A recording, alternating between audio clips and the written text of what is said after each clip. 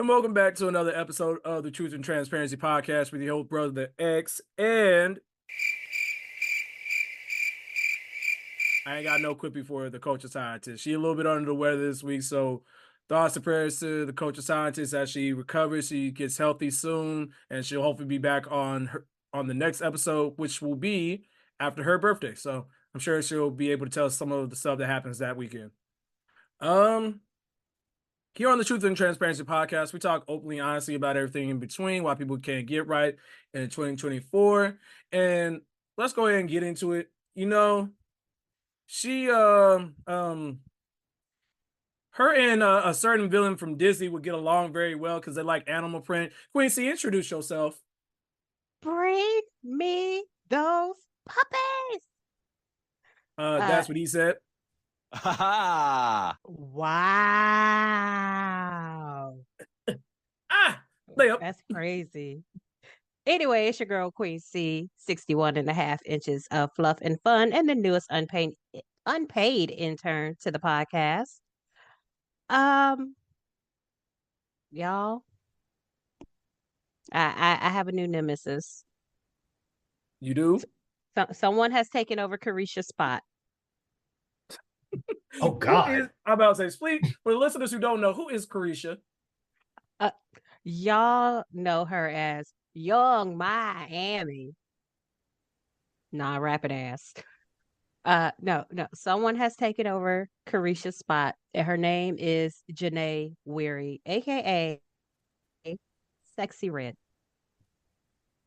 So Sexy Red decided to surprise all of us by dropping a fresh, or not so fresh, new line of lip glosses. Okay. It is a set of 8 different colors, ranging from the opaque to the bold red and a few fun colors like blues and greens. I don't have a problem with that. Get your money. But I need my brothers here on the podcast to hear these names of these colors. So in your 8-pack, you can have Coochie Juice. Jesus Christ. Booty Hole Brown. Hey, yo, what the fuck? Nut. Oh, that's nasty. Pussy Hole Pink. Wow. Yellow Discharge. Oh, hell no. Gonorrhea. What? What the fuck? Blue Balls. Or Sex on My Period. Come on now, dog. Come on, man. Janae, sit your ass the fuck down. What is this bullshit? Wait a minute. In the words of Kevin Hart, wait a minute. Ma'am. This is a target. Hold on. Wow. Is this the STD pack? Like, Listen. Apparently. I don't know how I would feel if somebody was going up to a woman and be like, "Oh, girl, that brown is looking good on you. What is that? Oh, that's Sexy Red's new line. This is called Booty Hole Brown." Wait, what? Ain't no way. I'll tell you right now, I'm not putting nothing on my lips called gonorrhea. I'm not putting anything. I wouldn't want you to put anything that's named Yellow Discharge. No. What is we doing? I don't know how I would feel if a girl actually came up with a lip gloss and was just like, "Oh, girl, what color is that? What flavor is that? Oh, that's nut." Wait, hold So on. you got nut on your lip. That's what you telling me. Nah, you see a girl with some red lips. Ooh, I like your red lips. Yeah, that's Sex on My Period. What? Call that shit a red light. Red light special. I'm good on that. All right, Mrs. Smith. I can't really give an intro after that. Go ahead and introduce yourself. Nigga, I can barely give an intro after that. But anywho, it's your favorite fed, Mr. Smith, also known as Soundbite Poppy, also known as Mr. And I want to thank the listeners for the comments, the places, subscriptions. Keep feeding us and we'll keep feeding y'all. Number one, shout out to Chaotic Culture Podcast for always showing us love and support. Number two, the Democratic National Convention is underway as of the time of this recording. So again, we please reach out, please research and get yourself ready to vote this year. Check on your voter registration. Make sure you know all the parties that you want to vote for this year. Your vote matters, your opinion matters, and we really need to continue to turn this out for the election for this year and years to come, because if it was up to Mango Mussolini's ideal, this would be the last one and he will become Emperor Mango Mussolini or Dictator Mango Mussolini, where he will never leave office and we will never be happy again. And finally, y'all heard about the hot tour girl. If you haven't, I'll explain it to you very quickly. There was a lady that was getting a street interview out near a club or whatever, and the guy was saying like, oh, what do you do? Do you like giving head or whatever? And she's like, oh yeah, sometimes you got a hot tool spit on that thing. Well, it turns out she strikes again because she has another quotable after doing I believe this is a podcast. I don't know the podcast. Sorry, didn't really feel like doing the research on this one. But just listen to what she has to say about holes. This is your piece of advice from me that I've given to Chelsea. Okay. She'll tell me about this guy. And I mean, you just got to give it to her straight, whether she wants to hear it or not. What is good for the whole is not always good for the soul. You need to remember that. That's very good advice. Okay? Yeah, listeners, you heard it correctly. What is good for the whole is not good for the soul. So what you're saying is you need to stay away. You need to stay away from the demon dick. Well, yeah. You gotta go with the sanctified dick. Mrs. Smith, bleep this next joke. So you got. Whoa, no, we are not doing this. Delete. Why do you make my job so hard? Why do you make my job so hard? It's just one time. Oh, we're not even 10 minutes in. We're But I mean, they would catch the Holy Ghost. Go ahead, Quincy. I'm not dealing with this nigga. Go ahead.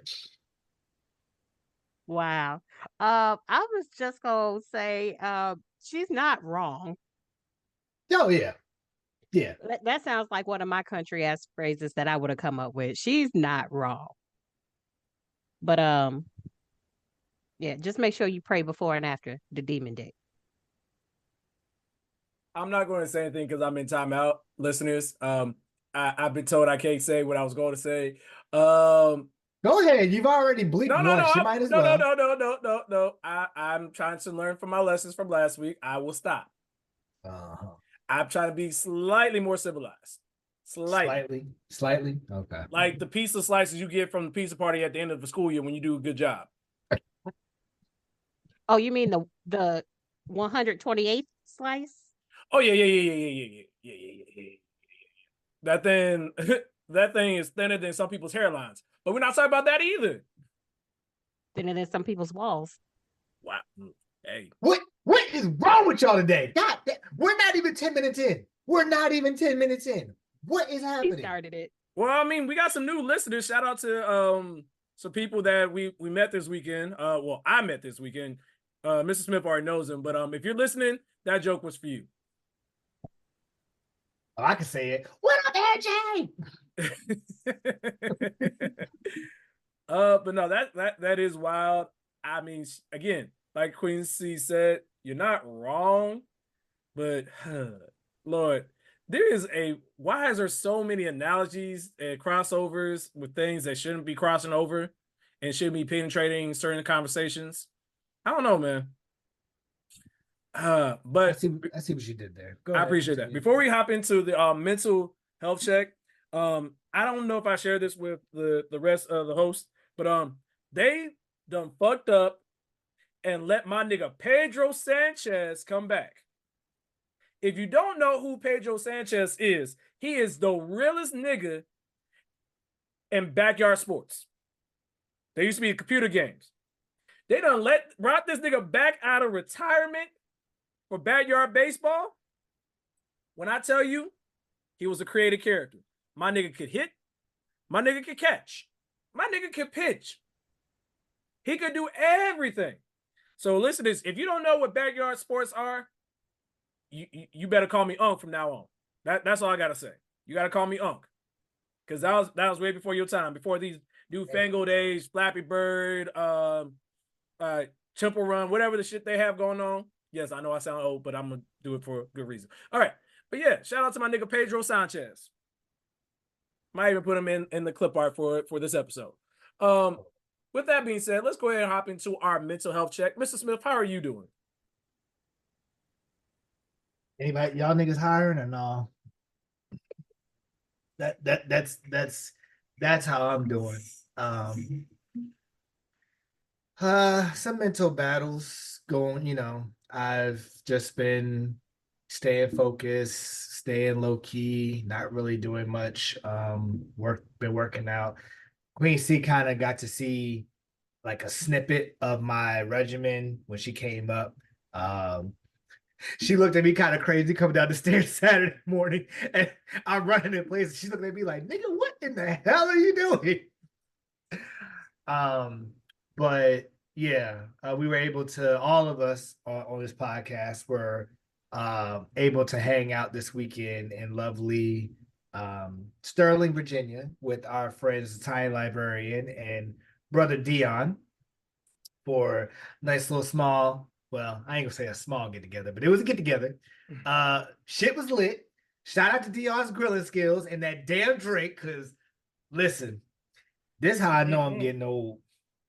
At one point of the event, we all chilling, we done play some drinking games, whatever. My wiseness told me, go upstairs and just sit down on the couch, on a little love seat. What? 7 minutes later, I'm asleep, and I was asleep for like a good 2 hours. That was a great nap. Oh yeah, no, dog. Oh yeah, no. Knock the fuck out. Once I saw, everybody chilling, we ain't doing shit. All right, let me go upstairs real quick. Yeah. Y'all too, and Teacher Bay. Cool. Sleep. Yeah. Oh yeah, nah. Gone. Nah. Absolutely. And then I just happened to wake up, and I'm like, oh man, I need to get up. I need to do stuff. Look over the railing. I need to. Oh, there's a body, and she's down. She's out. she's not moving. That's the MVP. That was like, the MVP. I was like, oh God, what happened while I was sleeping? I was like, a lot. I was like, oh, okay. She woke up, walked out, one sock and all. God bless. Hey. Sound like a good night. I was about to say, in the immortal words of Schoolboy Q, must have been a hell of a night. Exactly. Queen C, how are you doing mentally? Besides despising Sexy Red. Yeah.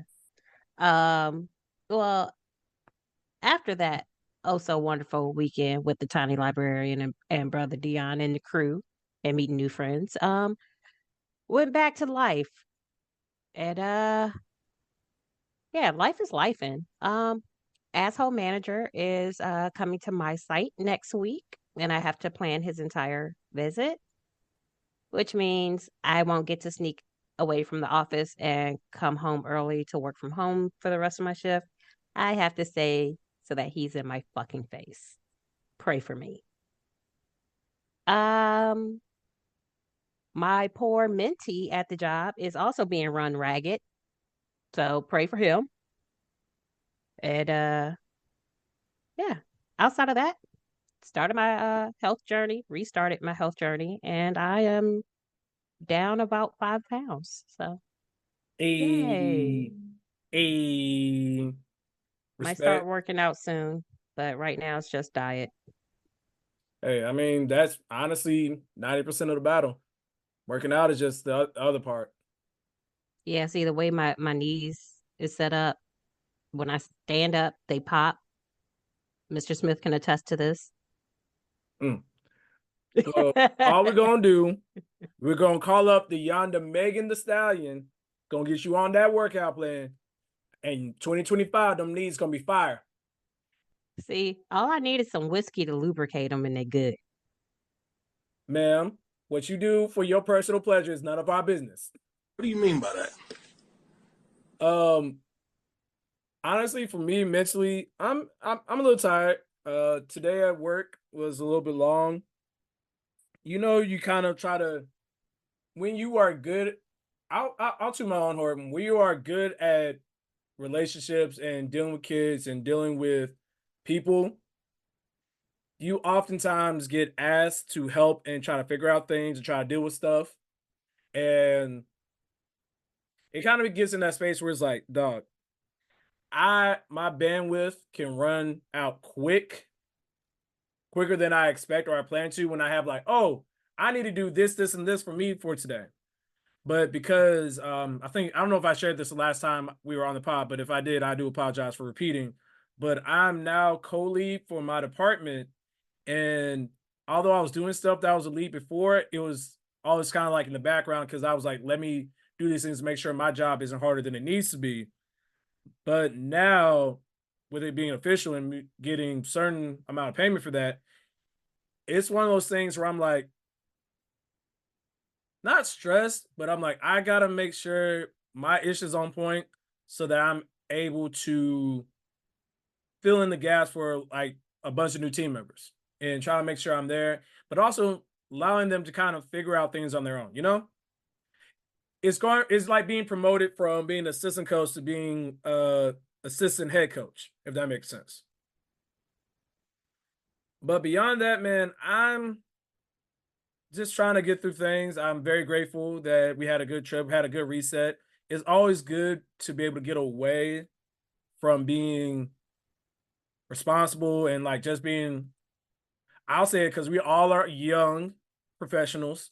Yeah, just kind of tired and just needing a reset where it's like, oh, I can act a fool and do fire drill and stop, drop, and roll in niggas game rooms. So besides that, man, I'm just grateful that I'm able to do these things, but also just it's a little bit tired, boss. I'm a little bit tired.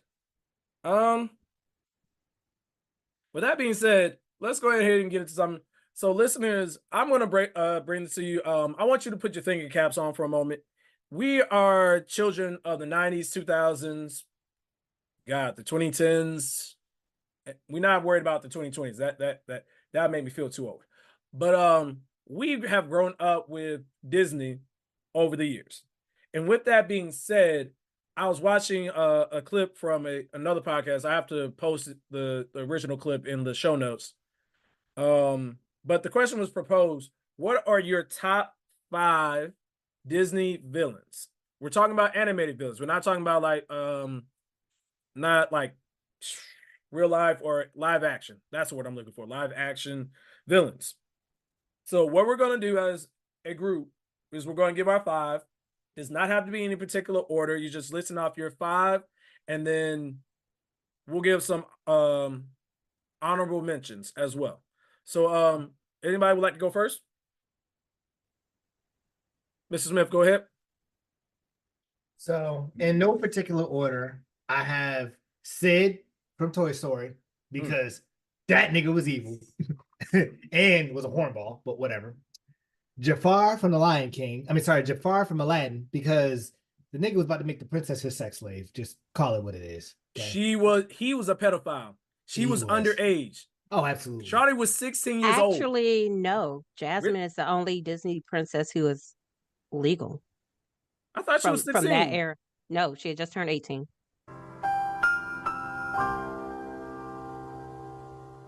So he wasn't R. Kelly. He was Diddy. No, he was Drake. Oh, damn. I'm about to say, have you ever seen Jafar and Drake in the same room? You got a point. Continue. Then Shan Yu from Mulan. Okay, that was one of my honorable mentions because that nigga took a whole dragon, whatever, what is missile. It? Thank you. Took a whole ass missile, was like, yeah, what else you got?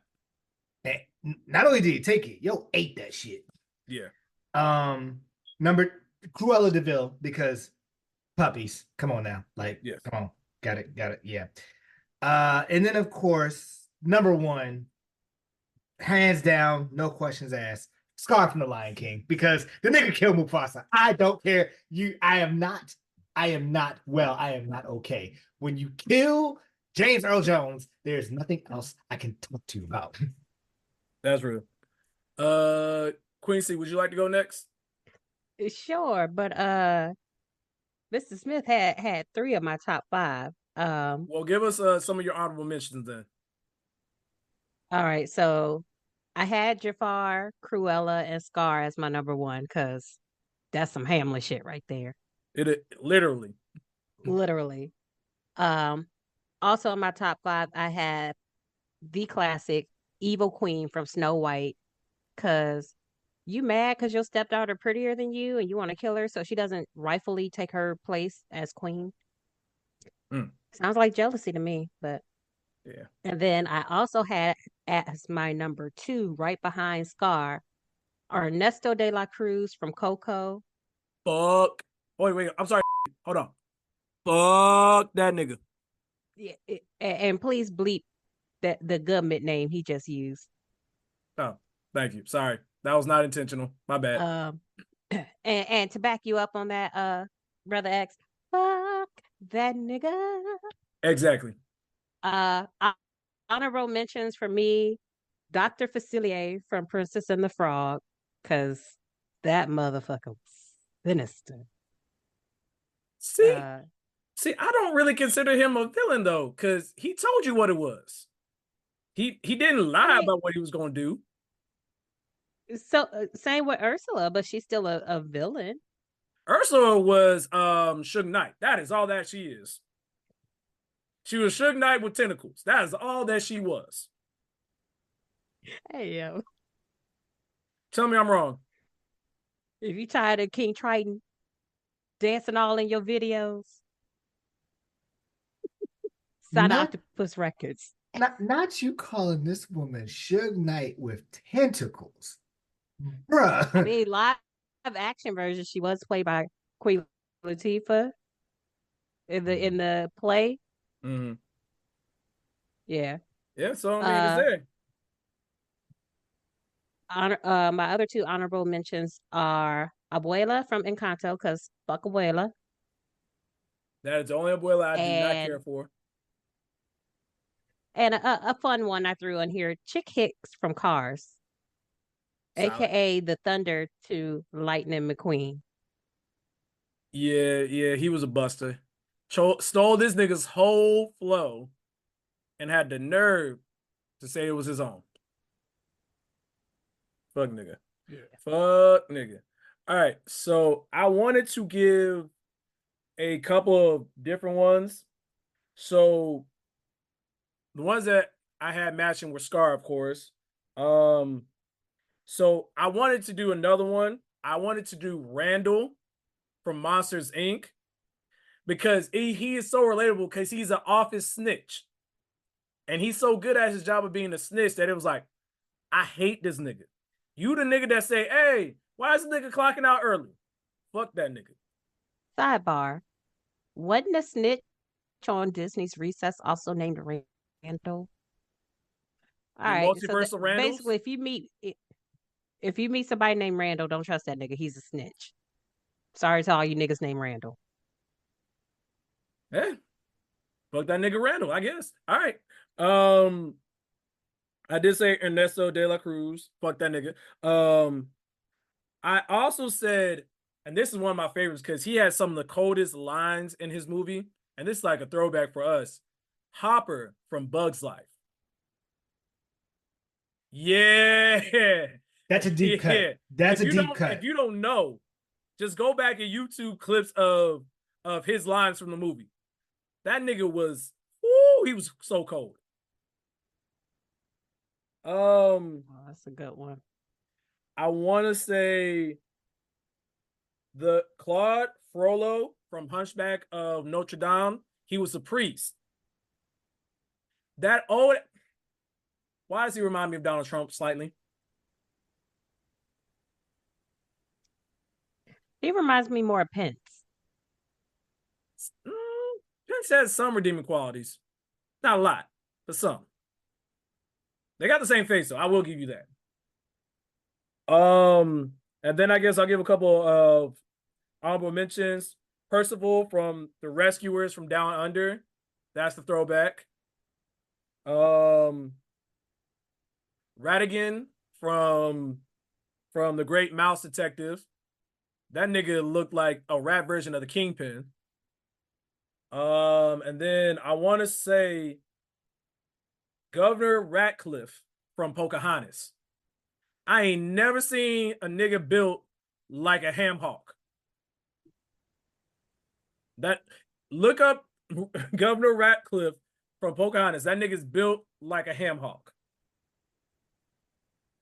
But listeners, you let us know your top 5 Disney villains in the comments or on social media. We might even pull a poll up for that. Now, you know what? You love it. I slid him a check that he needs to cash after this episode. Mr. Smith, play the Olympic music.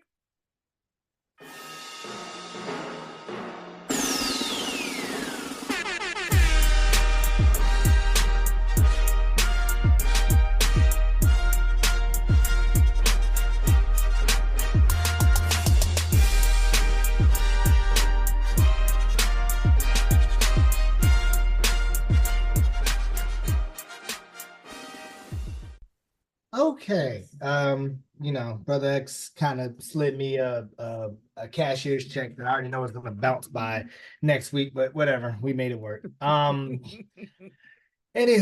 I'll make this quick. The Olympics are over now, and from the previous time that we talked, we had Noah Lyles, who had won the 100-meter sprint literally by the skin of that man's teeth. And yeah, he got to the 200 and it was like, yeah, bro, nah, you ain't getting this one. So he came in third, and it was later revealed that he actually had COVID prior to, which people are like, so if you had COVID, why did you run? I don't know, but it was a weird stance. Now when I say he has COVID, I'm using air quotes because to his credit, he might have actually had COVID, but 2 days later, this nigga was cleared, again, air quotes, to be in a club. So yeah, nah. Anywho, for the women's 4x400, Sydney McLaughlin-Levrone, along with Gabby Thomas and others, I mean, they did that. They did that. Sydney's run alone, you couldn't even see her competition in the same frame, to the point where Jamaica legitimately quit mid-run. They just was like, yeah, no, we ain't gonna win this. We're gonna go ahead and head out. And then in the 4x100, shout out to our girl Sha'Carri Richardson, because they did the 4x100, and let's be clear, that handoff that the girl gave to Sha'Carri was a little iffy, and Sha'Carri actually started off in like 4th place or whatever. When I tell you, she put them afterburners on and caught up. In the immortal words of our good one of our favorite YouTubers, or used to be YouTubers, Hot Damn I Rock, I knew it was a Honda Accord when I was behind it. I caught up to it, passed it, and got in front of it. Jesus and all 12 of his disciples couldn't have caught my ass that day.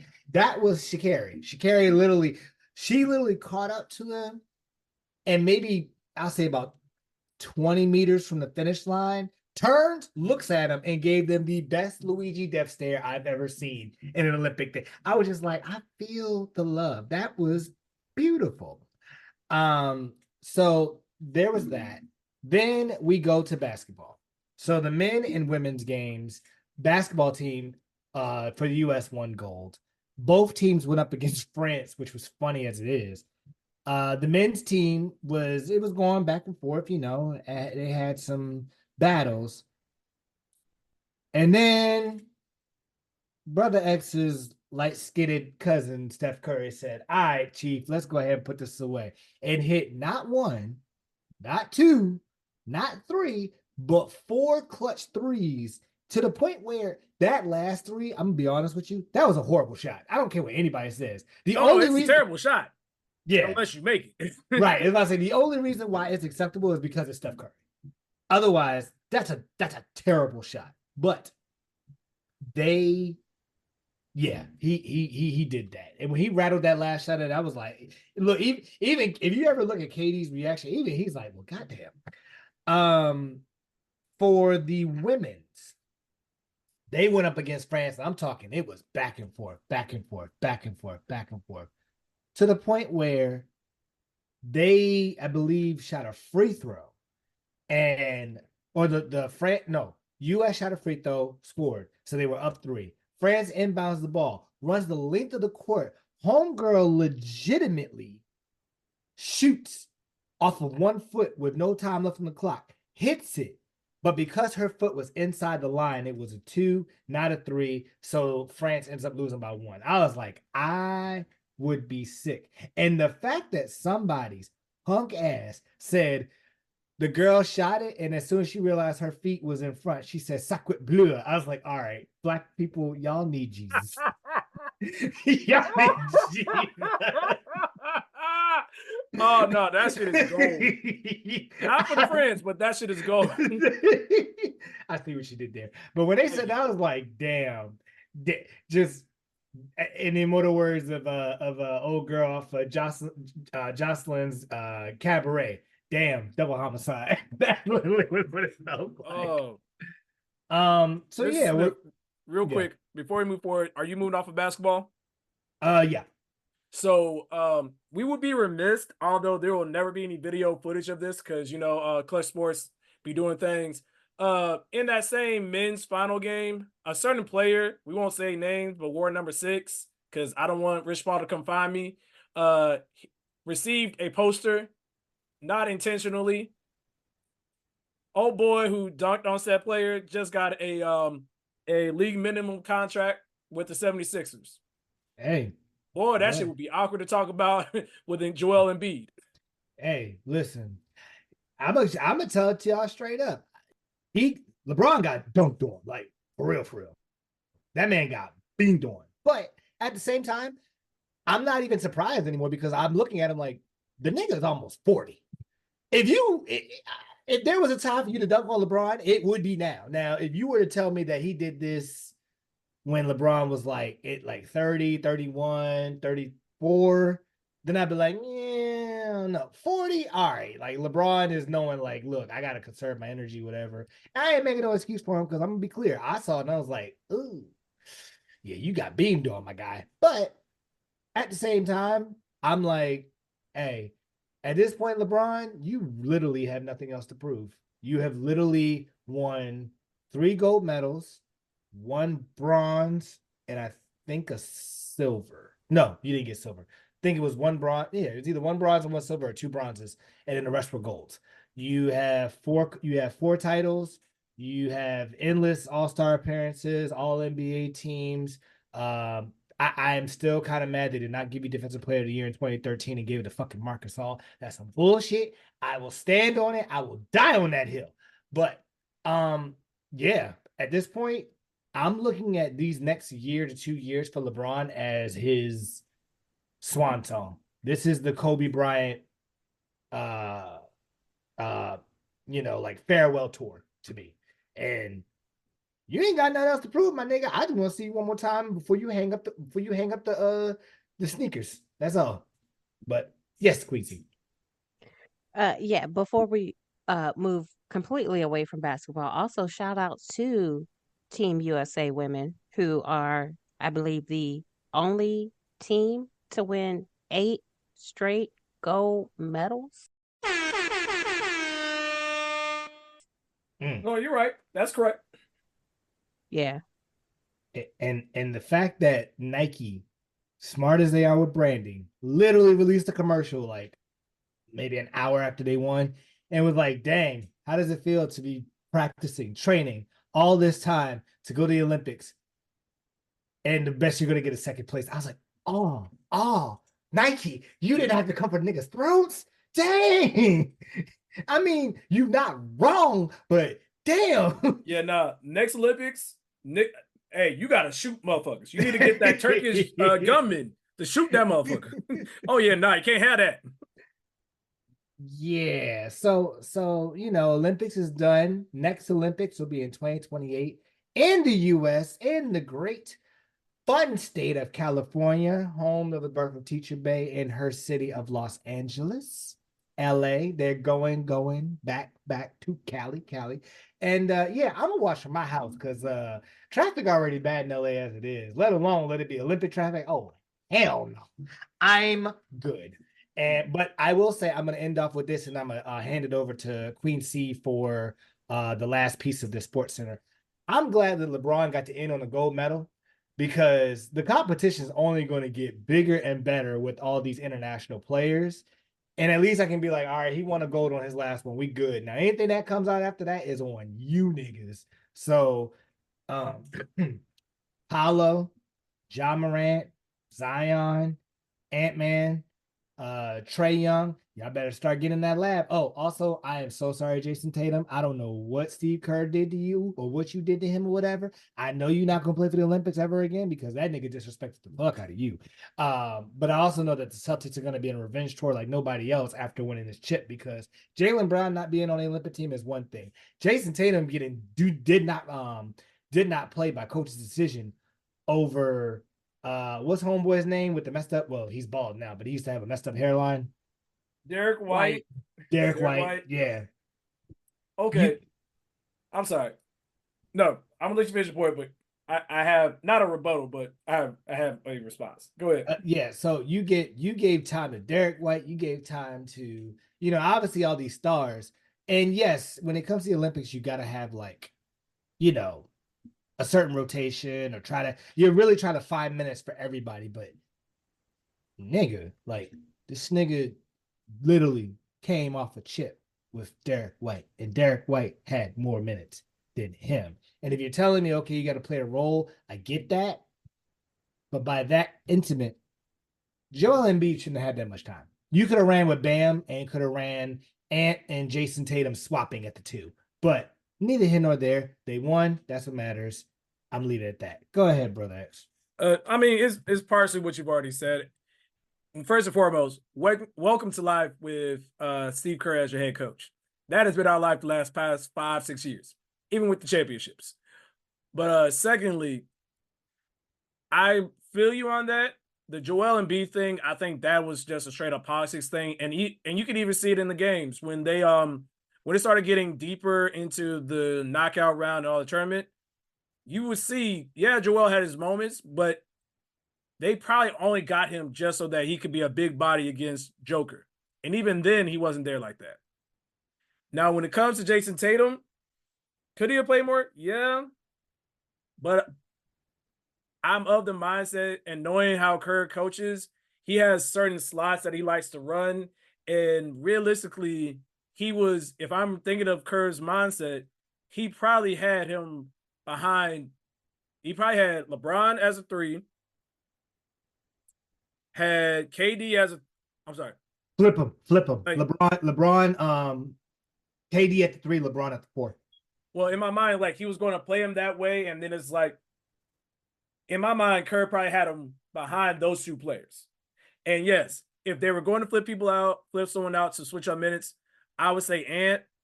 But if they want Ant to have any chance of coming back, which is more likely than Tatum, because he already did Ant slightly dirty when you had the FIBA championship a couple years ago.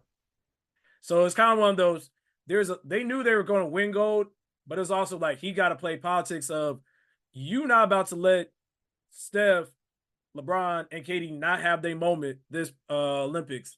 And then you got Joel Embiid like, all right, I'm going to play for the U.S., but I got to start. So it was a lot of personalities managing, at least in my opinion. But again, they won. It don't matter. Quincy? Yeah, Gordon Ramsay be wilding. Y'all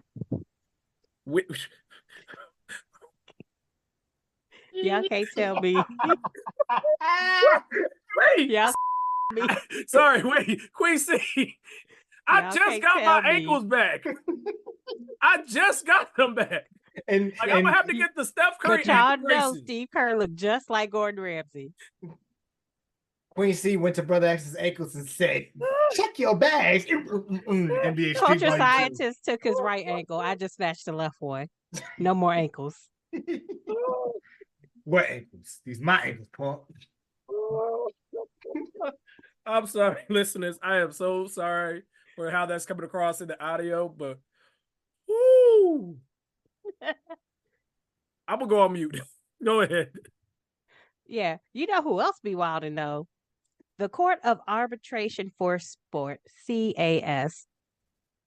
So I am now coming to y'all live from my nearest airport, trying to catch a flight to whoop somebody's ass. Last episode, we told you all about the beautiful moment in women's gymnastics floor event where the Brazilian gymnast won gold, and then Simone Biles silver. And after a ruling from the judges, Jordan Bronze's score was changed.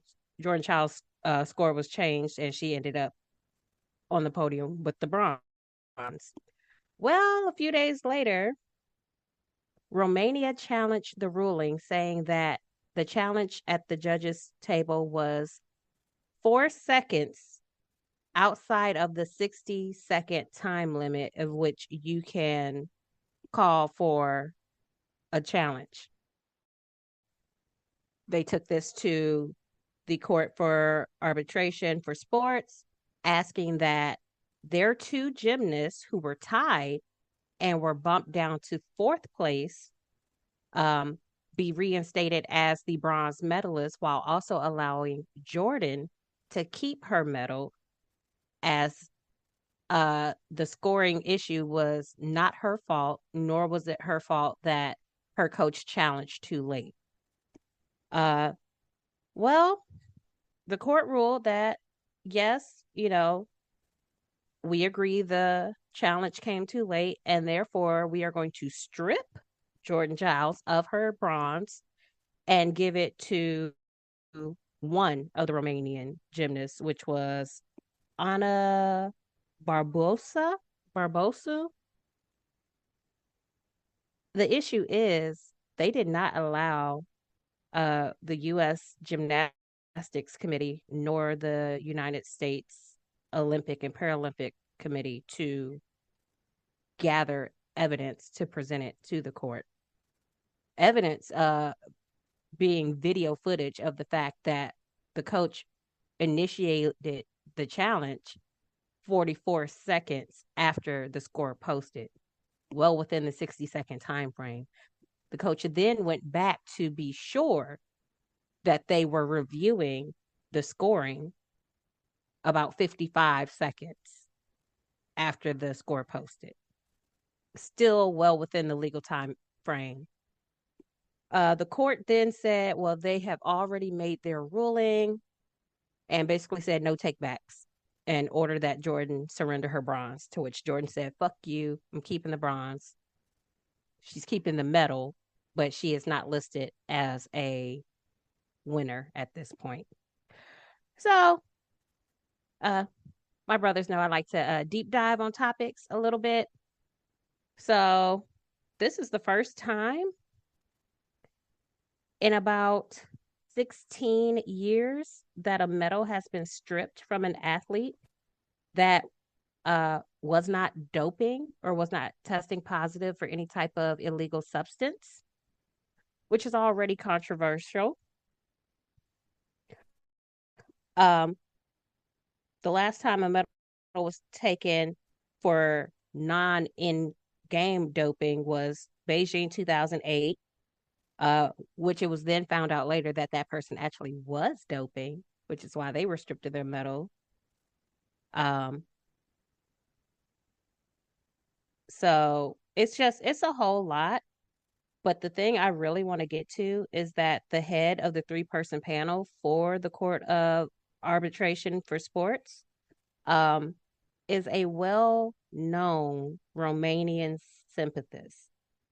He has represented Romania in plenty of cases, such as this one, where it has to do with uh, podium, finishing positions, scoring, etc. in the world of sports, whether it's Olympics, World Championships, etc.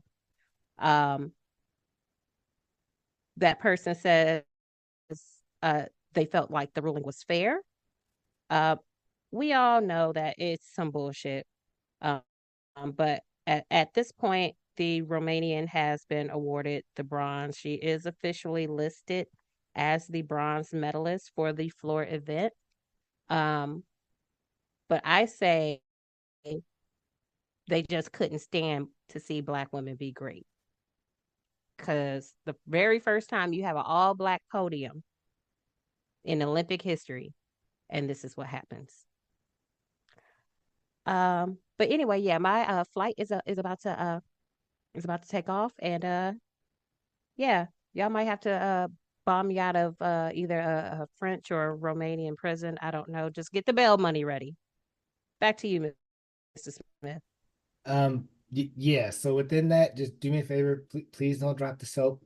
We gotta, like I said, I gotta do a checking and a savings. It's gonna take a minute for the money to get there. It's gonna bounce like Brother X's checks. So it might take some time. Just letting you know in advance. I'm about to say, if I Mr. Smith ain't got it, I need y'all to post date it for September.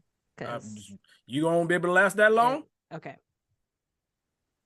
No, I'm gonna wait till September to whip their asses. Okay. Okay. And just wait, can you wait until after my birthday though? Because I gotta spend money and that. But I mean, we'll get back to that. I'm about to say we'll get back to that. Oh, go ahead. I'm sorry, my bad. What were you about to say, Quincy? Oh, and just for listeners to know how rare it is for a medal to be stripped in cases that don't have to deal with cheating, including substance abuse. There have been a total of 159 medals stripped throughout the modern Olympics. Only 23 of those are non-dope related.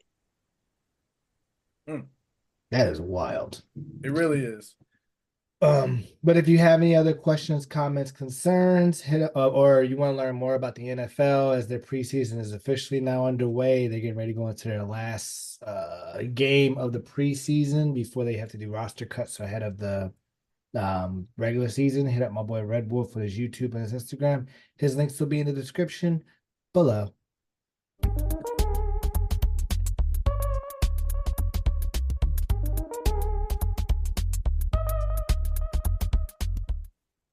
All right. Speaking of sports, I've become a very big fan of this podcast that one Cameron Orenthal Newton III does called 4th and 1. Why the face, Mr. Smith? That's we don't use Orenthal, okay? We know he did it. You don't need to use that name. That name goes up there with Bruno. You do not talk about Bruno. You do not talk about Orenthal. Damn it. All right. Needless to say, the 4th and 1 podcast was watching a clip. I am going to sing you to the corner. I promise. Sorry, listeners. The 4th and 1 podcast was watching a clip that recently came out on another podcast, talking with a former NFL player by the name of Brandon Jacobs. Dude was built 6'4", 260 pounds with 2% body fat. And boy, when you want to talk about a mountain of a man, the dude was built like an offensive lineman and was playing running back. These niggas was created in a lab. But we're not here to talk about the size of said player. We're actually here to talk about an experience that he had back in high school. Mr. Smith, play the clip. Did a line of cocaine before a game in high school. I did. What? Absolutely. I was walking into the weight room. He was like, "Hey, guess what I got? What you got?" I got that white girl. I'm like, "Oh, for real? You want to try?" I'm like, "Yeah." 338, 4 touchdowns. Killed it. I destroyed it. And look, I ain't never did it again. Bruh. Bullshit. If you think that was the only time in his life he ever did a substance that garnered him 38 yards and 4 touchdowns. 4 tutty buddies. Like, and what you don't know is athletes have a strong sense of superstition. Mm-hmm. So you about to sit up here and tell me with a straight face that you didn't sit up here and do that white girl. That was your first time talking to that white girl? Okay. And you found out that white girl did you good. And you ain't come back to her? And you ain't go back to that white girl. Bullshit. Big bullshit. It's horse shit right there. Because I'm going to tell you something. If you think I'm about to motherfucking believe that shit, Michael Jackson is on Old National right now. He said, you got some of that white girl, yeah, that white girl. Matter of fact, let me tell you, me knowing niggas, he probably did another batch in halftime. Read me up, cuz. God damn, this shit hits. I got 152 two tons right now. That shit up, man. They cutting it up with their cleats.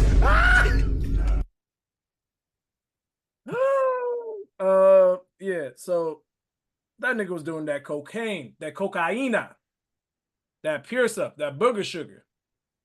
Smack. All that. Boy, he was smacking niggas on the field is what he was doing. But needless to say, I know this isn't the first time an athlete in the history of sports has done drugs while playing the game. I still remember there was this one player for it was either Villanova. No, yeah, it was Villanova versus Georgetown for the NCAA championship in men's basketball. My man played straight high. He was like the most outstanding player in the game. Won it against the John Thompson Senior Georgetown people. Mr. Smith, correct me if I'm wrong. Yeah, I think that's about right. I'll have to look that up again to be sure. But yeah, there have been many cases where cats have been high out their mind, drugged up, doing all this shit. Sha'Carri broke world records and she was smoking weed. See, I get that because you trying to be one with the wind, but you on that white girl? You keep that for off the field, NFL players. But we're not gonna talk about that. Mr. Smith? Okay, so if you as Brother X said, Brandon Jacobs, I remember watching him play NFL football, especially for the Giants. I remember him definitely playing for the Giants. It was one of the teams. I don't know if it was the Raiders or if it was I forgot the other team that he played for. Nigga was big. And I mean, I'm talking like you have your different types of running backs. You got your elusive ones like Chris Johnson or, one cut, whatever. Then you got your power backs, Priest Holmes, Derrick Henry, Jerome the Bus Bettis. This nigga's one of them. And if you're telling me that you legitimately took some of that, as he called it, white girl, and you ended up doing 338 yards on the ground and 4 touchdowns, be on booger sugar, yeah, you wildin', bro. First of all, why are you even doing that in high school to begin with? We just gonna start there. Second of all, why are you doing it, period? Because niggas can OD on that type of stuff. Thirdly, I agree with Cam as someone who has played basketball, who has played football, who has played baseball and everything in between. Yes, athletes have a routine. The NBA players that you see usually have shoot-around practice before the game, go home, take a nap, come back rested, and do the nice little, walk into the arena where they take the video of their fashion, whatever, then they do their shit. So there's routines. I agree with him. I'm not saying he's a habitual user, but I will say he probably did at least another time or two. That's for damn sure. But if that man is on cocaine and he is he is doing I formation, power I, running through that would be the C gap, I think. Running outside towards C gap.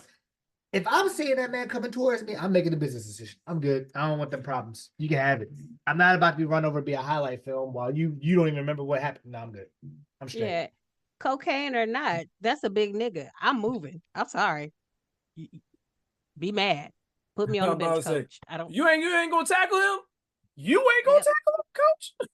6'4", 260, 2% body fat. That's a big motherfucker. And he on coke. Yeah, nah. Invincible. And to that I say, whoever was the young lady thought IG, whatever, that was with him that night, I pray for you because I'm sure that man that man took you to Pound Town several times over. That man was trying to be Terry Crews and White Chicks. Oh God. Oh no. Oh Lord. Oh no. Well, I mean, I've never seen them in the same room, so I don't know. Well. So, Mr. Smith, please come to the front. We need to have a conversation. What is wrong with your peoples, you Baltimorean people? Y'all have phenomenal crab legs and crabs and seafood boils and crab cakes and things of that nature. But what is it y'all be doing? I need answers. So I want you to listen to this clip and I want you to defend your people. Okay. What's your question? My name's Kenesha. My question is, what do you think about your spouse giving you 3 months to be with the love of your life and then come back to them? What's going on in Baltimore? What is going on? Yeah, explain to me. Trip. I got general questions now, bro. What's 3 months? All right, bro. A 3-month hall pass. You it's kick. Because hey, dog. And then she said the love of your life. The love of your life. Yeah. Can you imagine? Hold on, sorry. Can you imagine going up to your wife and saying, "Listen, I need like 3 months to be with my love of my life," to your wife? That's wild. So is the wife not the love of his life? See, no, I got some. Listen. I'm about to try to dance as gracefully as I can, bro, and extend grace to all parties while I. But nigga, hey. The drink too. This is crazy. So the love of the life thing ain't even really where I'm tripping at, cause this is where I'm gonna try to give as much grace as possible, unrealistic as it may be. Perhaps the person that you marrying is not the love of your life. Perhaps y'all have skills that work together in such a way that y'all can do life together successfully, right? Y'all can put infrastructure together, right? Perhaps the love of your life is another person. The problem that I have with this whole shit, and this is just my opinion, I guess. What do I look like building infrastructure with you and making long-term plans if you clearly still have investments somewhere else? Just Mr. Smith, what is your people be doing up there? Is it something in the Old Bay? Firstly, let's be very clear. Type of stuff that she just said sounds like some shit where she's either out of Woodlawn or Loch Raven. Nope, I'm good. I don't want no problem. I don't claim that area per se. She might. No, I can't even see her on North Ave saying some shit like that. So yeah, I'm thinking it's either Woodlawn, Loch Raven, maybe Dundalk. I could see one of those three being the places where you would see some shit like this. Secondly, you realize how everybody in the crowd that was in Baltimore, from Baltimore, all reacted the exact same way the host did, where they said, "What in the immortal hell? What are you talking about?"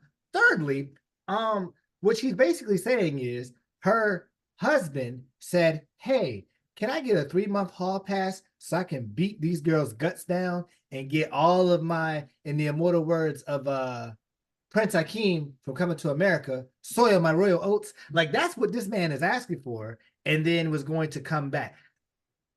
I think what really throws it off, like he said, it's the fact that you said, "I need to be with the love of my life for 3 months." And you're married. So does that mean that the person you're married to is not the love of your life? Does that mean that you settled? Does this mean like, there are a lot of questions that come up with that. And as somebody who is engaged, happily, don't need to be back on these streets, I'm good. Put my jersey in the rafters, nigga. I've had conversations with Teacher Bay where we looked at people like this and been like, okay, like, there are some people where we understand, hey, maybe you're getting a little mundane or whatever. You might need a hall pass just to get the spark back in it. Stuff happens. Or maybe you might need to go to counseling or whatever. But the minute that you say, I need to be with the love of my life for 3 months, that's a recipe for disaster. That is an entire recipe for disaster. Because there's no coming back from that. Even if it's successful and you go and let's say the lady lets you go and do that. When you come back, all women are going to think the very first thing is, so what does that mean about us? Am I not the love of your life? Did you not tell me that you love me in our vows for death, for better or for worse, till death do us part, for richer for poorer? Like, what does that mean? Did you marry her for a green card? Like, there's so many questions that I have about this situation. But I will say this: I don't claim that girl from Baltimore. She can have that shit. I'm good. Queen C, what you doing in this situation? Annulment. Well, straight up. Hey, it is what it Annulment. is. Because what you're not gonna do is have me looking like Boo Boo the Fool in front of all my family and friends. And we done said our vows. We done pledged before God, to uphold holy matrimony. And then you ask me for 3 months to be with the love of your life. If I'm not the love of your life, why are you marrying me? Message. Furthermore, what the fuck did you do to the so-called love of your life where they no longer want to be with you? That's so, real. On a personal note, dude I was messing with a few years back, same situation. Ironically enough, he was like, yeah, there's this girl I'm in love with. I'm like, is it me? No, there's this girl from my past. Okay, go be with her. Bye. Didn't blink twice. Because the fuck are you wasting my time for? I could be the love of somebody else's life. Let me find that for myself. You go do you, boo. Annulment. That's real. Honestly, that I can't really say too much more about that, man. It's just, thank God I'm out these streets myself, because Lord knows, and I think we talked about it last pod. Younger me would not be able to handle these streets. Younger me, boy. These streets is ghetto. The dating pool is filled with diarrhea. It is shitty out here. Be thankful. The dating street got potholes. The dating street has not been paved in about 100 years. It's nothing but gravel at this point. Damn. But I don't know, man. People just wilding. Please take care of your mental. But shout out to Trip from the talk. Is it Talking Conversations pod? Tonight's conversation. Tonight Conversations pod. Because that boy, he be making moves and he makes a lot of sense. And the next time y'all go on tour, please come back to Richmond. That shit was hilarious. Come to Durham. I don't know if they did. If they did, I missed it, but I need you to come back again. I think they went to Charlotte. Well, I need them to come to Durham and not Charlotte. You ain't shit. You ain't shit for that. Inside joke. Oh, God. All right. Well, we got one more story for you guys. It's actually going to be our typical Florida story. So, listen up, listeners. Let's take another trip down to Florida. So, the story reads, Florida boaters reel in 56 pounds of cocaine during the fishing trip. Was Brendan Jacobs there? All right. Oh, you took my joke. My apologies. A group of Florida boaters got more than they bargained for on Monday when they discovered a package containing 56 pounds of cocaine while fishing near Panther Key between Marco Island and Everglades City. The boaters stumbled upon the large microwave-sized packages. Good God. Floating in the mangroves near port of the islands, and quickly alerted the Collier County Sheriff's Department. Deputies who recovered the bundles found 25 individually wrapped kilograms of cocaine inside with an estimated street value of $625,000. The package Take two. The package covered in barnacles suggested it had been in the water for a significant amount of time. And the county sheriff, Kevin Rambosk, praised the boaters for the vigilance, saying, "We appreciate the help of the Good Samaritans in our community who saw something unusual and contacted law enforcement." I don't need to go any further, but Florida, why do we keep having this conversation? Why don't you just move your shit like Donald Trump does and keep it in Mar-a-Lago? Quincy, go ahead. I just want to know why shit like this keeps happening to Good Samaritans. First, the truck that turned over on the highway with all the money and people turned the money in. Now y'all done found over $500,000 of cocaine. And you telling me you're not about to go in the kitchen with a pot and some water and some baking soda, whip that shit up and sell it? You know how hard it is out here in this fucking economy right now? What the boy Brandon T. Jackson say? Nigga, I'm broke. I can't eat. Hey, we trying to pay for weddings and shit out here. Like, come on. Hey, yeah. Mr. Smith. Honestly, I got nothing. It's Florida. I'm not even surprised. That is the silliest part about all this. It is Florida. It is so bad. It's just like, it's like hearing, how do I want to word this? It's like hearing, nope, that's gonna get us demonetized. I'm just gonna keep going. But why Florida? Why can't y'all just get right? Why? Like how do we get here every single time? I have so many questions. Florida, it's America's penis. What do you expect?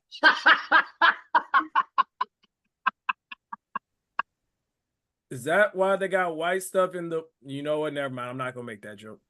Or they pull some white stuff out the water. Cocaine. Oh, she said America's penis. All right, I was not prepared for that one. I better say, if you turn it to the side and yeah, I can see that. I can see that. But listeners, penis, but a penis nonetheless. There's so many jokes. We're just gonna move on. Listen, I didn't bring this up, but this was our Now Mind You segment, brought to you by the letter P for penis. Moving on. I don't like you at all right now. Go ahead. All right. We'll be right back. All right. Now, listeners, we're back. But now we want to take some time to actually talk about this week's topic, which is stop kicking the can down the road. So in the midst of prepping for these upcoming episodes, or when I was looking back at topics for the next few episodes, something came to mind from a conversation I had a while back.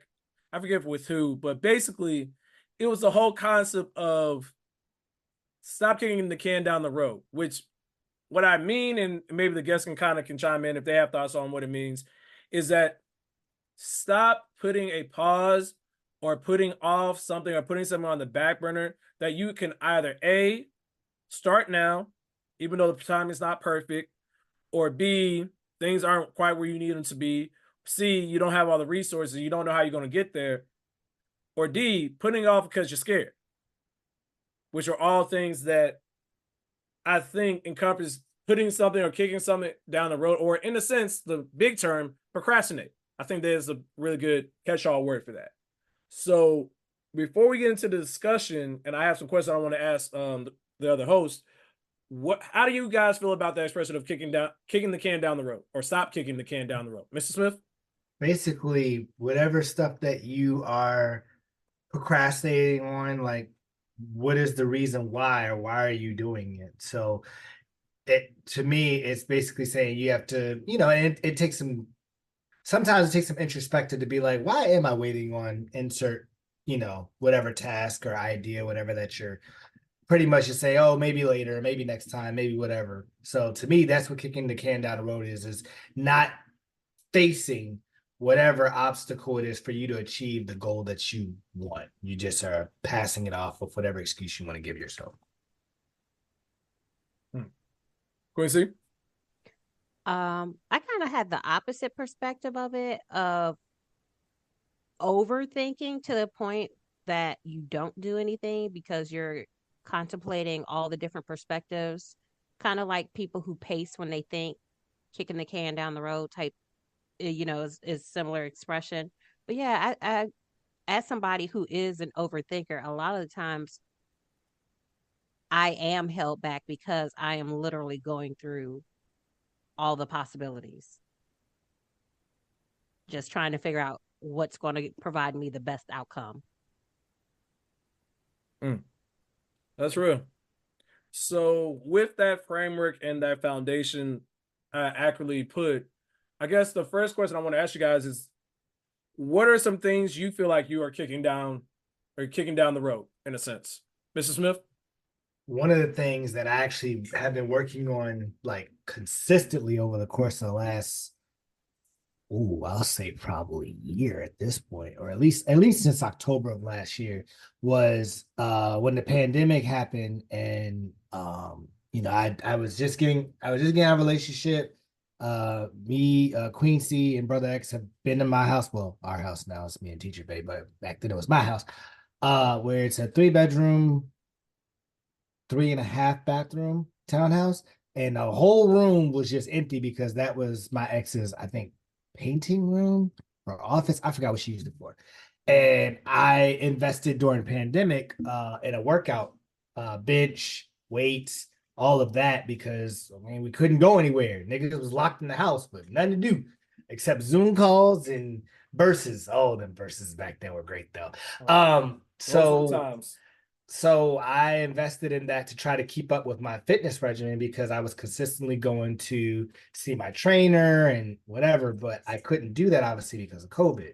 But when I got the workout set, I would make excuses like, "Oh, I'm not in the mood. Oh, I don't have the energy. Oh, whatever." But then finally, um, I kind of looked at it like I don't have an excuse. Like, nigga, you work from home 3 or 4 out of the 5 days out the week. Nigga, if you don't take your ass to this room and do 30 minutes or something, say you can be consistent. And it don't gotta be nothing crazy, but just be consistent. And that was really my biggest thing, was just being consistent. So that is something I really felt like I was kicking the can down the road for about 2.5 years. And then last year I was just like, all right, I need to get this shit together. So especially with a wedding coming up, I think I need to be good. I feel you. I'll give mine and then I can. Well, Quincy, would you like to go next? Sure. I have two actually. The first one is similar to Mr. Smith, just trying to get myself right, trying to get my health back in order. And I had actually started that journey about 2 years ago. Then life happened, got thrown off track, and I'm just now, after 2 years, coming back to it slowly but surely. Um, the other thing was, when I bought my house, I have all these ideas that I want to do. I bought it as a fixer upper. It's livable. It's not what I want it to be. Um, so I definitely procrastinated in like making it more home like, because I wanted to paint, I wanted to do all those things. And after a while, I was just like, I feel like I'm existing in this house and not actually living in it. And there's a difference. So I started hanging pictures, started, making it more cozy, because I figured, once I actually have the time to paint it, I just take the pictures off the wall. I can move the furniture and just paint it room by room eventually. But yeah, those are my two. Okay. I want to piggyback off what you just said about like making, like, not just inhabiting or like being in the space, but like actually like owning it and kind of like making it your own. I was the same exact way. Like you, Mr. Smith and Queen C, remember my old place when I was just living by myself, right? Like the couple of years before I met the culture scientist. And part of it was is that I think I got worried because I got so used to, I had never been in the same place longer than 5 years outside of Charlotte. And I used to kick the can down the road of like really decorating and embracing like, hey, this is my space, because I was worried about, well, I don't know if I'm gonna still be here or I'm gonna be moving on to a new space, or well, what happens if I do something and it fucks up my deposit? Which, side note, listeners or anybody that's prospectively looking to move into a place, when you do that, go ahead and forget about that deposit. You're not getting that shit back. Well, for a hella crook, it ain't gonna come back. But needless to say, there was a lot of things that kept me from that.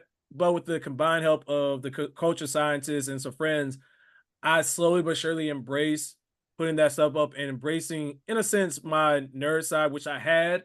And I was kind of like, yeah, these are things I'm really interested, but I wasn't as comfortable sharing that with everybody before putting on full display. Now, something that I'm currently kicking down the road, which the culture scientists will continue to not fuss at, but be like, yep, you are, is going back to school, going to grad school, if I'm being honest. That's something that I have talked about. I think I even mentioned on the podcast once or twice, where I know that I can do my job. I know that I can do my job well. I know that I have the skill set. But I know that at times I don't necessarily have personal full fulfillment of what I'm doing, whereas I'm doing my job well enough to pay the bills. Excuse me. So with that, I find myself trying to be like, okay, what, like, I want to do it, but then I move, or I'm getting married, or life situations, personal matters happen, or finances, or trying to support someone who's getting married. No offense, Mr. Smith, of course. But just in my mind, being able to find justifications for not doing it versus if I do, there are many opportunities that will probably open up for me if I go back to grad school. And it kind of leads me into my next question, which is, and you can think about maybe something that you're kicking down the road that you haven't quite stopped kicking yet. Like, what is really keeping you from stopping? And I know for me, it's the fear of I got too much stuff already on my plate. I can't put another thing on my plate. When in all actuality, shit gonna keep getting added to your plate regardless of what you're doing. You know? Mhm. It honestly is just like, hey, if this is something that you want to do for yourself, you gotta do it. And there's never gonna be the right time. But who I'm honestly, you could probably even hear in my voice right now. Like I could even be combating in my brain of, well, here's this justification or here's that justification. But at the same time, you keep thinking about it long enough, you'll talk yourself out of it. That's kind of what stopped me from getting my first tattoo for a long time. I just had to use the 1 year rule. If it's something that I liked and I really wanted it, and I sat on it for a year and I came back to it, and I still liked it and wanted it, I will get it. I know it's a little bit different with certain major life decisions, but you guys get the idea. Anybody else want to chime in? Quincy? Yeah, I will definitely 100% agree with you on the grad school tip. I have been wanting to go back to grad school for a minute um, to get my master's of public administration and possibly Juris Doctorate because I'm all things policy, political, things like that. But like you said, life was life and things happen. And it's like, it never really seemed like a great time. And now I think my current excuse is, well, you know, I have a full time job. I have to have this full time job because I have a mortgage I'm paying. No one else is helping me with these bills. I am the sole provider for myself. And I'm still kicking back money to help with my nephews. So it's just like, when is the right time? And I know, again, that's me overthinking things because it's not like there aren't avenues for me to be able to do it. There's online courses I could do part time and still have a full time job. But then it's like, well, who's going to pay for for the online classes? It's got to be me. I already got student loans, and it's just like this perpetual cycle. If I can get out of it and just really bear down and actually do it, I would love to. But yeah, if somebody would like to come and pay my bills for about 2 years while I do that, that'd be great. Shit. First, they I'm gotta not pay off. talking to y'all. I'm looking for sponsors. How about I say? Look, in the words of Brother X, I am always taking donations, Funds, Gifts, moolah, Skrilla, cheddar. bread. that cocaina. Whoa, not that. Not that. No. You can Sorry, keep that. my Sponsored apologies. by America's Penis.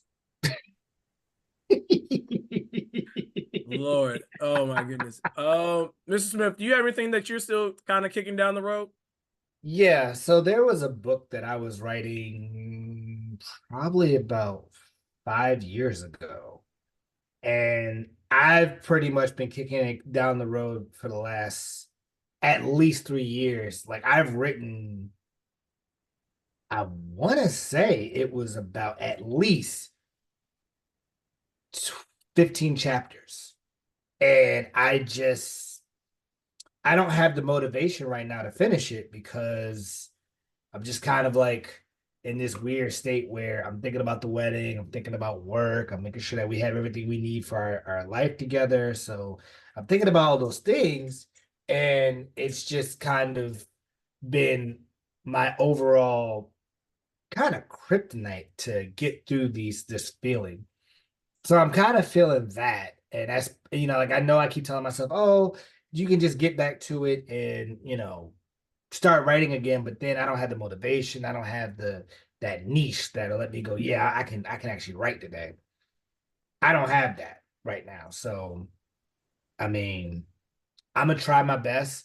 I know that I want to at least try to shoot for the end of the year finishing it, but we'll see how we feel. Okay.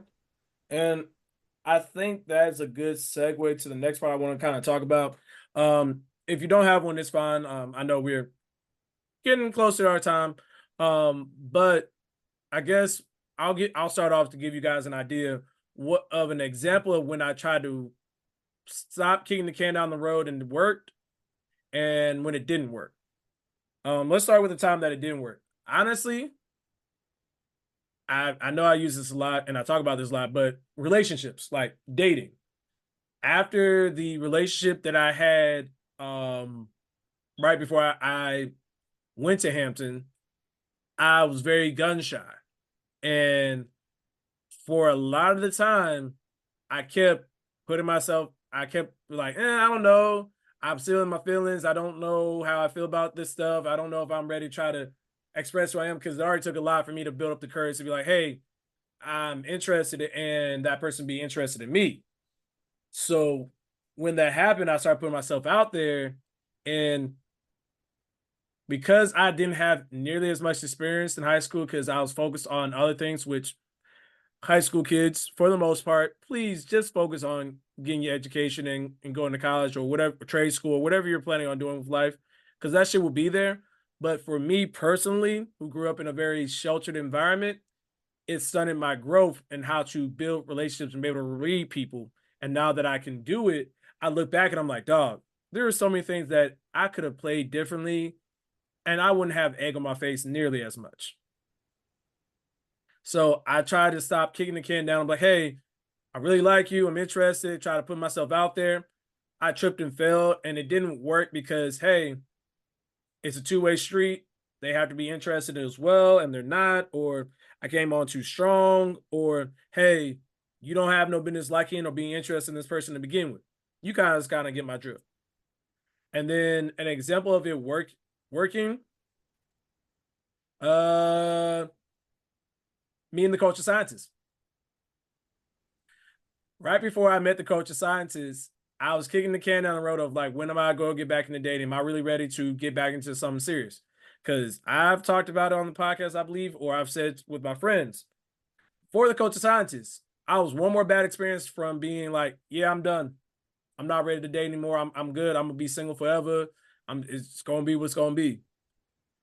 But then I took the Facebook invite to go to this birthday party of somebody who I didn't know, and it's 2016. So 8 years later, here I am. So with that being the example, do you guys have any examples of what times that it's worked to stop kicking the can or didn't work? Mr. Smith?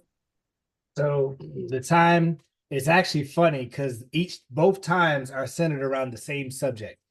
The time that I kicked the can down the road, or yeah, that I stopped kicking the can down the road, it didn't work, was after my breakup with my ex. I talked to you guys about um you know, getting back into the dating world, and, was putting it out there like, okay, I'm gonna go on a couple of dates, and we're gonna see what happens. And it was funny because the people that you guys saw that I put in our group chat, like, oh yeah, I'm dating this person, I'm dating this person, I'm dating this person, we're just talking, whatever. And every story, like, to this day, I still laugh about the fact that old girl was on a first date texting her brother who was in jail. I don't think I'm ever gonna get over that because that's just, to me, I was so mad that day. Like, you have got to be kidding me. Um, so that, and then the girl that wanted to, um, she wanted me to pretty much pay everything every single time. Like, again, I know as a gentleman, you're supposed to pay for the first date. I get that part. Um, but me paying for every single time we go out, and then I get nothing back in return, like no push. Nah, I didn't rock with that. Um, the time that it did work was Teacher Bay, when I saw her on the dating apps, and I was like, yo, like, wait, you're on here? Like, word? And us actually talking, and I feel like if I wasn't on there, I wouldn't have been able to get to her. We wouldn't have reconnected the way we wanted to. So I'm definitely appreciative of the fact that I did not kick the can down the road. And now we are happily engaged and ready to be married. And I'm ready to be done paying this shit. Yeah, man. Queen C? So mine is not relationship based. Mine is actually when I graduated from undergrad, and I spent 16 months on the job hunt. You would think coming out of college, 2 bachelor degrees, a minor, having all the certifications and stuff that I had would have been a little easier, but it wasn't. I think I was putting in like 5 applications a day for like 40 applications a week, and nothing was coming through. And I kept seeing this one company, and I was like, why is this company, popping up in my search? Like, I don't want to work there. And so I just, being bullheaded, kept doing what I was doing. Finally reached my breaking point because it was not working at all. Reached out to a family friend. Um, Actually, she came over to visit us one day, and just kind of told her what was going on. And she said, well, I have a couple connections through the church. I know you haven't been to church in a while. Couldn't hurt. Get dressed. Come to church with me. Come to the night service. And I did. She introduced me to somebody who worked at the exact company I said I did not want to apply for. Put in a referral for me.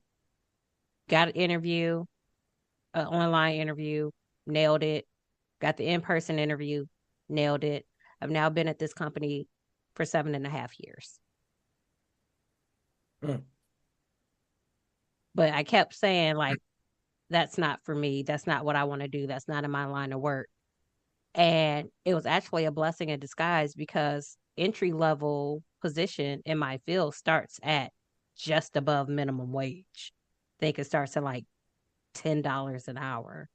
And this job was paying quite a bit more than that to start. So I was just like, okay, maybe I'll save up some money and, get into my field eventually. But I'm starting to realize now that I've switched positions and moved through the company, like I'm actually using my degree. Mm-hmm. But yeah. That's real.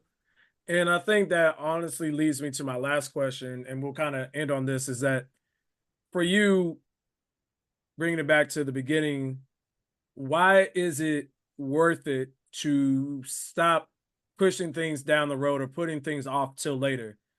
I know for me, it allows me to get into that uncomfortable space.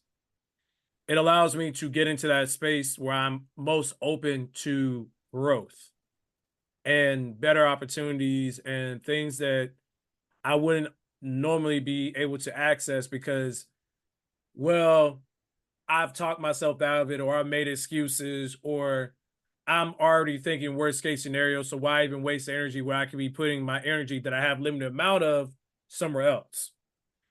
So I honestly will say for me, why it's worth it to stop kicking the can down the road. The better version of you is behind that can, in a sense. What about you guys, Mr. Smith? I'll piggyback off what you said. In order for you to grow in this world, you have to put yourself in an uncomfortable position and learn from whatever your uncomfortability is of how you persevere and triumph through it. So within the things that I've done for my job or the things that I've done for my personal life, it was uncomfortable, yes, but it also helped me to be the person I am now, right? I wasn't as confident, and we C can attest to this. Like we talked about it actually on Saturday. I wasn't the confident person you hear talking right now. I was oblivious. I did not really have a lot of I don't want to keep using the word confidence, but I guess self-worth. I felt like I was lesser than for the longest time in my life. And even there'd be times where Queen C has said it, Teacher Bay has told me, several other people have told me, like, nigga, you got girls checking you. You just don't see it because you literally be just oblivious to everything. And I'm just like, look, as many horror stories and things I've heard in my life, I just don't want to be, whatever. But in doing so, it kind of helps. It's worth it to still get to that uncomfortability to go out, to get good, to get through to the other side and be better as a part of it. Because y'all can attest, my senior year, when it came to partying, I think I didn't have any shortages of dancing partners. Where I distinctly remember one of my Hampton little sisters. Listeners, for the record, I'll make sure I'm very fucking clear on this. When I say Hampton little sister, I did not sleep with said little sister. I did not do that type of stuff. I'm actually a good big brother. Shout out to Queen C. Shout out to all the other little sisters. There's too many to name. But anywho, in this one particular moment, there was a student center party. DJ was Tay James, so he was jamming, and it was what's the name of that song? Oh, Trina, look back at it. That was the name of the song.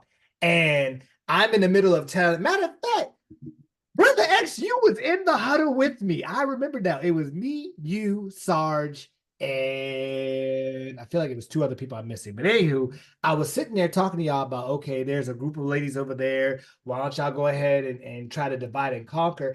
No sooner had I said that, I just remember my shirt getting grabbed. And I turned, and one of my little sisters just grabbed him and said, "You're coming to dance with me." I was like, "Okay, guys, y'all do what y'all do. Bye."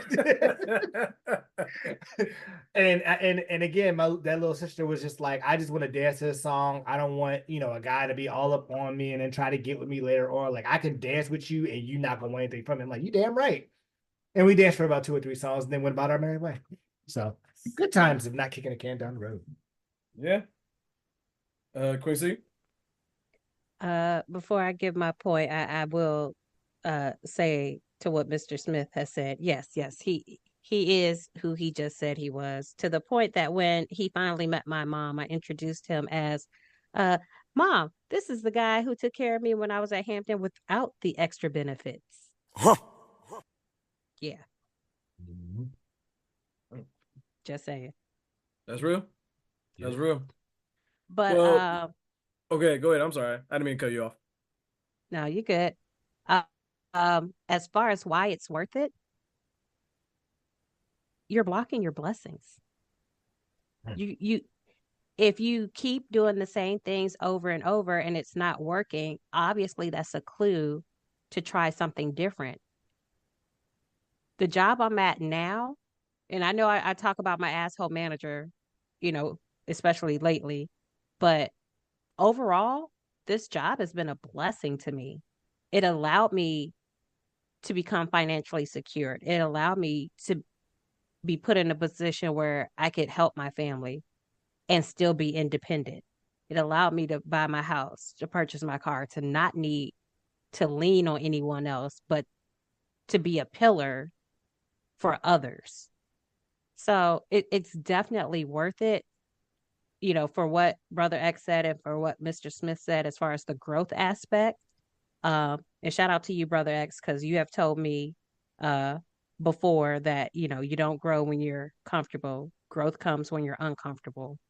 Um, but yeah, it it's a blessing. Once you figure it out, so many doors will open, and it's such a blessing.